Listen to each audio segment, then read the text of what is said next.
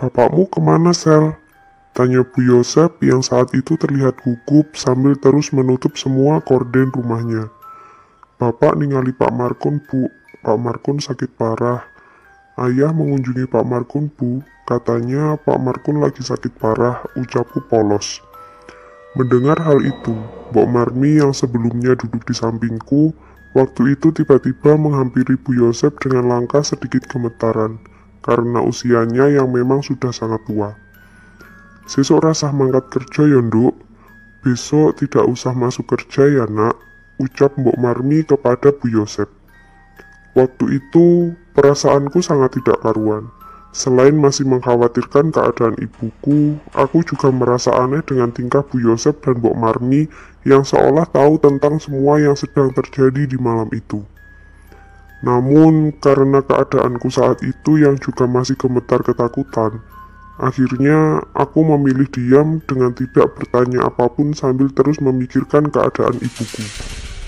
Dan tidak lama kemudian, kami semua dikagetkan dengan kedatangan Pak Yosep yang tiba-tiba masuk ke dalam rumah ini dengan nafas yang terengah-engah.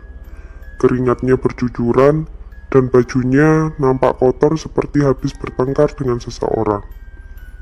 "Yok nopo Pak, Mbak Yuni?" "Bagaimana Pak, Mbak Yuni?" tanya Bu Yosep tanpa basa-basi. "Iyo, asih balik maneh. Koyoke sesuk ana wong mati. Nandi Pak Mudin saiki, Bu?" "Iya, asih kembali lagi. Sepertinya besok ada orang yang meninggal dunia. Kemana Pak Mudin sekarang?" ucap Pak Yosep. Mudin adalah sebutan bagi orang yang bertugas mengurus jenazah jika ada seseorang yang meninggal dunia. Biasanya, Mudin ditentukan oleh pihak desa dan masuk dalam susunan kepengurusan desa. Dan tidak jarang pula yang berperan sebagai Mudin adalah tokoh agama atau seseorang yang memiliki pengetahuan lebih tentang agama. Sebutan Mudin biasanya digunakan di berbagai daerah di Pulau Jawa. Tidak hanya sebagai pengurus jenazah, Mudin biasanya juga bertugas mengurusi proses pernikahan seseorang. Jari Seli, Pak Mudin nangomai Pak Markun. Kata Seli, Pak Mudin pergi ke rumahnya Pak Markun, ucap Bu Yosep sambil berjalan duduk tepat di sampingku. "Wis, meneh prai kerja sik. Koyoke kate ana apa-apa iki." "Sudah, besok libur kerja dulu. Sepertinya ada sesuatu yang akan terjadi," imbuh Pak Yosep. "Ibu yok nopo Om?" "Ibu gimana Om?" tanyaku memotong percakapan Pak Yosep. "Ibumu mariki mrene Sel, bengiki sampean turu kene ae. Engko ibumu ya turu kene kok." "Ibumu habis ini kesini Sel, malam ini kamu tidur sini aja.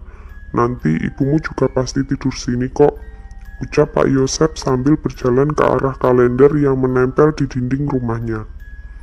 Dan tidak lama setelah itu, tiba-tiba ibuku datang dengan membuka pintu rumah Pak Yosep tanpa mengetuknya terlebih dahulu. Sama halnya seperti Pak Yosep, ibuku datang sambil bercucuran keringat dengan baju yang penuh dengan kotoran tanah dan tumpahan air.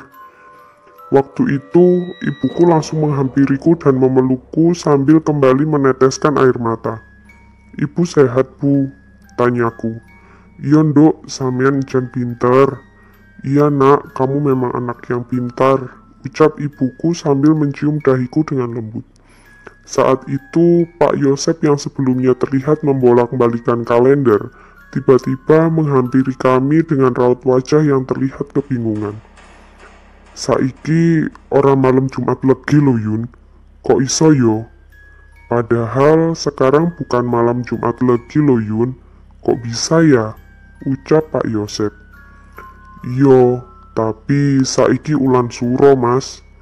"Iya, tapi sekarang bulan suro Mas," sahut ibuku lirih. Dan tidak lama setelah itu, tiba-tiba kami kembali mendengar suara yang tadi kami dengar. Tik tik tik tik tik tik tik tik tik tik. Suara tersebut terdengar lirih. Mendengar hal itu, Mbok Marmi yang sejak tadi hanya duduk diam, tiba-tiba menghampiriku dan ibuku. "Rene Nduk, jempol sikilmu tak talenani. Kesini Nak, Jempol kakimu biar saya ikat, ucap Mbok Marmi sambil menjulurkan tangannya yang terlihat membawa seutas tali yang terbuat dari sobekan kain jarik yang dikenakannya waktu itu. Awalnya, kukira perintah itu ditunjukkan kepadaku. Akan tetapi, dugaanku keliru ketika aku tahu ternyata perintah itu bukan ditujukan kepadaku, melainkan kepada ibuku. Itu terlihat dari kaki ibukulah yang saat itu tiba-tiba dijulurkan ke arah tubuh Mbok Marmi. Bahkan waktu itu, aku juga sempat melihat ibuku nampak mulai gelisah tidak karuan, bersamaan dengan terdengarnya suara aneh tersebut yang seolah semakin mendekati kami. Dan setelah jempol kaki ibuku selesai diikat oleh Mbok Marmi, ibu kembali memelukku dengan erat sambil memberi tanda bahwa semuanya akan baik-baik saja. Namun kenyataannya tidak seperti itu.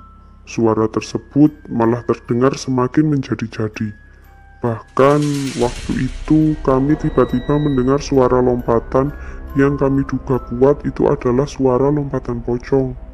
Suara tersebut terdengar jelas di sela-sela suara aneh yang tidak berhenti berbunyi. Blek, blek, blek, blek. Tik, tik, tik, tik, tik, tik, tik, tik, tik. Masih teringat jelas di kepalaku. Saat itu, semua orang yang berada di dalam rumah Pak Yosep terlihat sangat tegang. Tidak hanya ibuku saja, Bu Yosep pun waktu itu juga terlihat mulai meneteskan air mata karena keadaan malam itu yang memang benar-benar sangat menakutkan. Dan belum selesai kami mendengar suara-suara tersebut.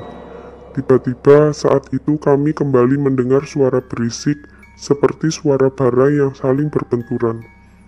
Geludak, geludak, geludak. Geludak, geludak, geludak. Geludak, geludak, geludak.